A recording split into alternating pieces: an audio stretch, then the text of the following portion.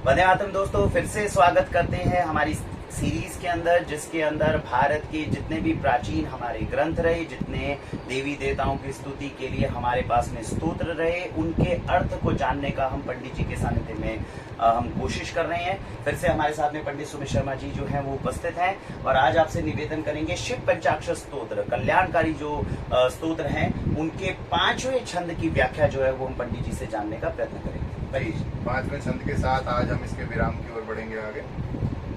इसका 5वां छंद है यक्ष स्वरूपाय जटाधराय पिनाक हस्ताय सनातनाय दिव्याय देवाय दिगंबराय तस्मै यकाराय नमः शिवाय।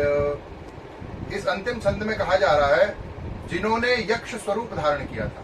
ये उपनिषदों में कथा आती है कि एक बार देवताओं को अहंकार हो गया था, इंद्र, अग्नि, वरुण, कुबेर इत्यादि को। तो भगवान शंकर ने यक्ष का स्वरूप धारण किया था। यक्ष भी देवताओं में से ही एक कैटेगरी है। जो कुबेर हैं, धन के स्वामी, उनकी प्रजाति को, उस जाति को यक्ष कहा जाता है। तो भगवान ने भी एक यक्ष का स्वरूप धारण कर लिया और देवताओं का मान मर्दन किया। वो इंद्र, वरुण, कुबेर के समक्ष गए और अग्नि को बड़ा अहंकार का था कि मैं समस्त सृष्टि को भस्म करने का सामर्थ्य रखता हूँ। तो भगवान ने यक्ष स्वरूप से उसके सामने एक घास का तिनका रख दिया, बोले इसको जला कर दिखा। उसने पूरी शक्ति लगा दी, वो अग्नि के तिनके को जलाना तो छोड़ गर्म भी नहीं कर पाया। ऐसे ही वायु ने कहा कि मैं सृष्टि को उड़ा दूंगा, तो भगवान ने कहा तिनका उड़ा दे। जल से कहा कि इसको गीला कर दे। और जब इंद्र आया तो भगवान अंतर्ध्यान हो गया, उसके साथ तो बात भी नहीं की, क्योंकि सबसे अधिक अहंकार उसी को था। तो अंत में वहां फिर भगवान प्रकट हो गए और भगवती उमा आई, उमा माने पार्वती मैया, और उन्होंने कहा कि गधो, तुम जिस शक्ति का अहंकार कर रहे हो वो शक्ति भी तुम्हें उन्हीं से प्राप्त है। ये शिक्षा देने के लिए तुम्हें वो आए थे। तो इसलिए उस कथा को लक्षित करके यहाँ यक्ष स्वरूप आए, जिन्होंने यक्ष स्वरूप धारण किया था और जटाधारी हैं, जो भगवान शंकर की तो बड़ी जटाजूट है। और पिनाक हस्ताय, भगवान शिव के जैसे जितने भी अस्त्र शस्त्र वो धारण करते हैं, जो उनका मूल स्वरूप है साकार में, वो पंचमुख और 10 हाथ वाला है और 15 नेत्र उसमें रहते हैं। तो 10 हाथों में भगवान अलग अलग आयुध धारण करते हैं। तो उसमें एक हाथ में उनका धनुष भी है, उस धनुष का नाम पिनाक है। जैसा कि आप जानते हैं कि इस धनुष के 2 अंश भगवान ने परशुराम जी को प्रदान कर दिए थे। तो एक को भगवान श्री हरि ने रामावतार में तोड़ा था और एक को श्री कृष्ण अवतार में खंडित किया था। तो भगवान शिव के धनुष का नाम पिनाक है, जो पिनाक को अपने हाथ में धारण करते हैं। और सनातन है, जैसा कि पहले छंद में भी कहा गया था नित्याय, तो वही अर्थ यहाँ सनातन का है, जो सनातन है, जो सदा से थे, हैं, रहेंगे, तीनों काल में है। और दिव्याय, दिव्य अर्थात जो माया के समस्त विकारों से परे हैं और माया के स्वामी। माया का अर्थ अधिकांश लोग धन समझते हैं, लेकिन धन माया का एक अंग है या एक विकार है या एक रूप है। माया शक्ति जो शास्त्रों में आती है वो भगवान की जड़ शक्ति है, जिससे समस्त सृष्टि उत्पन्न हुई है, और वो निमित्त कारण शक्ति है। जैसे हम कहते हैं मिट्टी से कुम्हार ने घड़ा बनाया, तो कुम्हार ईश्वर हुआ, घड़ा सृष्टि हुई और मिट्टी माया हुई। तो सृष्टि को बनाने के लिए अपनी ही जिस जड़ शक्ति का भगवान प्रयोग करते हैं वो माया है, और उसमें बहुत से विकार हैं क्योंकि वो जड़ है। तो भगवान उससे अतीत परे रहते हैं, इसलिए उनको दिव्य कहा जाता है। और जिसके अंदर दिव्य गुण होते हैं उसी को देव कहा जाता है। तो इसलिए जो दिव्य हैं और जो देव हैं और जो दिगंबर हैं, दिगंबर का अर्थ पहले भी हमने समझ लिया था, जो दिशाओं रूपी वस्त्र को धारण करते हैं और किसी अन्य वस्त्र को धारण नहीं करते हैं। ऐसे ही यह स्वरूप जो भगवान शिव हैं, उनको हम नमस्कार करते हैं। ये इसके अंतिम का था छंद का अर्थ। और किसी भी स्तोत्र के अंत में उसकी फलश्रुति बताई जाती है, अर्थात इसको पूरी तरीके से समस्त नियमों का पालन करते हुए इसको पढ़ने से, जाप करने से या इसको हृदयंगम करने से जो लाभ मिलेगा वो क्या है। क्योंकि मनुष्य की प्रवृत्ति है कि हमें मिलेगा क्या। प्रयोजनम मनुद्देश्य न मंदोपि प्रवर्तते, बिना मतलब के, बिना मकसद के, बिना अर्थ के, उद्देश्य के कोई महामूर्ख भी कुछ नहीं करता, विद्वान की तो बात छोड़ी। तो इस ग्रंथ स्तोत्र के रचयिता भगवान जगत गुरु श्री शंकराचार्य जी कह रहे हैं, पंचाक्षरमिदं पुण्यम य पठेत् शिव सन्निधौ शिवलोकमवाप्नोति शिवेन सह मोदते। जो इस पंचाक्षर स्तोत्र पुण्यदायी, पुण्य फल प्रदायी स्तोत्र का नित्य पाठ करता है शिव की सन्निधि में, फिर वही बात आ जाती है कि मन का शिव के निकट होना चाहिए। तन आपका कहीं भी रहे, लेकिन मन क्या शिव के निकट, तभी उपासना कही जाएगी।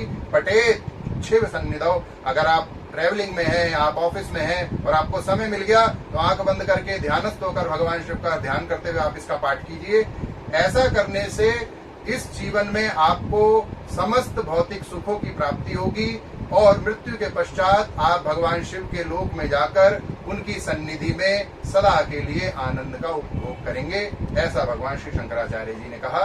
तो ये श्लोक का फलश्रुति सहित पूर्ण अर्थ आप लोगों के समक्ष यथासंभव प्रयास किया गया रखने का।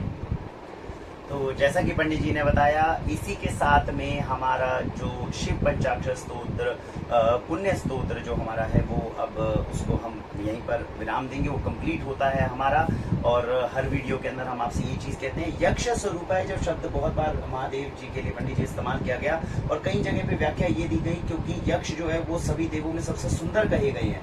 तो क्या भगवान शिव को भी वो सुंदर मतलब जो उस तरह से अलंकृत करने के लिए सुंदर, तो वो इतने सुंदर हैं कि सुंदरता कहाँ सुंदर करें।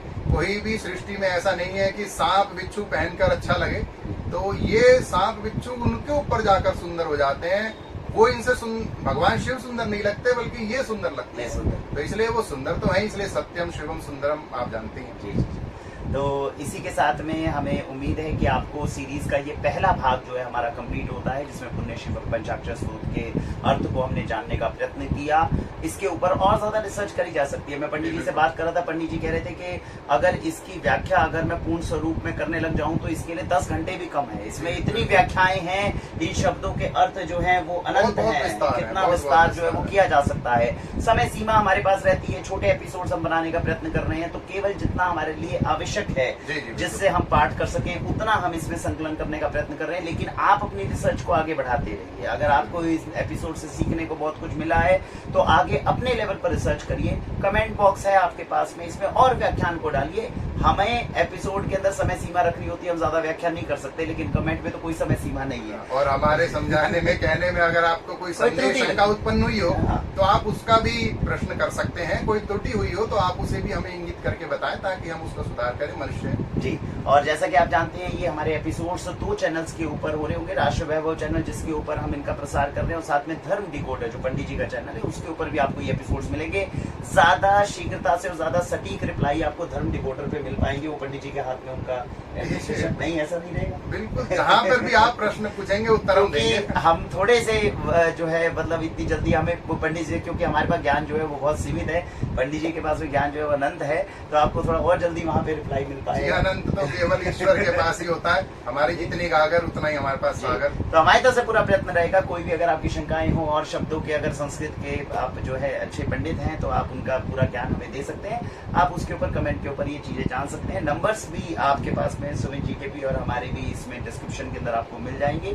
कोई भी अगर शंका उत्पन्न होती है तो आप हमसे पूछ सकते हैं। हमारी तरफ से प्रयास यही रहेगा कि आपकी शंकाओं का जल्द से जल्द निवारण हो और अच्छे से अच्छे आप पाठ करते रहें, उच्चारण करते रहें, मनन करते रहें, अच्छी बातों को सीखे भी और इन्हीं जो स्तोत्र है हमारे पास में इनके अर्थों को जानकर दूसरों के साथ में साझा करना ना भूलें। जितना संस्कृति को हम फैलाएंगे, अच्छी बातों को फैलाएंगे, उतनी संस्कृति सुदृढ़ होती जाएगी। और कहते हैं कि धर्म की रक्षा हम करेंगे तो धर्म कल को हमारी रक्षा। धर्मो रक्षति रक्षितः जी, धर्म एव हतो हन्ति। तो धर्म की रक्षा हमें करनी चाहिए, उसी से हमारा कल्याण जो है वो होना संभव है। इसी के साथ में आज की हम इस पूरी सीरीज के भाग 1 को शिव पंचाक्षर स्तोत्र को यहीं पर पूर्ण करते हैं। भारत वंदे मातरम।